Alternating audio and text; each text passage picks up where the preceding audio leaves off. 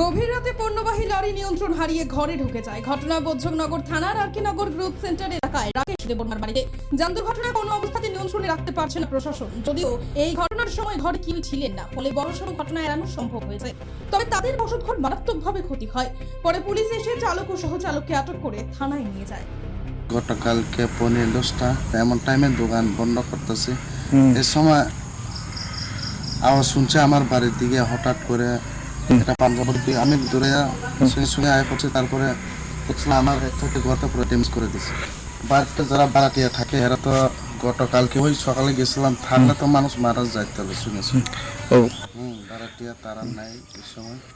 তো আমার এই সাইডটা বাড়াটিয়া তারা এমনি প্রায় সময় এখানে বসবাস করে, এমনি কথাবার্তা করতো। গতকালকে তারা বাড়ি হ্যাঁ কথা বলতো। তো তারা ঘুমায় গেছে যার যার রুমে, না এটা থেকে বেঁচে গেছে।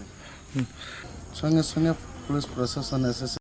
তারা ভিতরে কি কথাবার্তা বলে এই লোকের দাবিকে নিয়ে গেছে। তারপরে অনেকটা বড় বাবু আর বড় পুলিশরা এসেছে। তারপরে তারা কি বলে আজকে সকাল অবধি অপেক্ষা করতে বলছে। গাড়ি কালকে নিতে নিতে পারছে না, পুরা রাতটা তারা পাহারা দিছে। তারপরে আজকেটা সকাল হয়ে গেছে।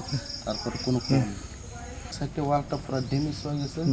সাইডে পুরো ওয়াল পুরো আসলো আর বাউন্ডারি আর বাউন্ডারি আর তো আমার সুপারি গাছ আমার এটা হচ্ছে আমার শাশুড়ির সুপারি গাছ না হলে 6-7টা।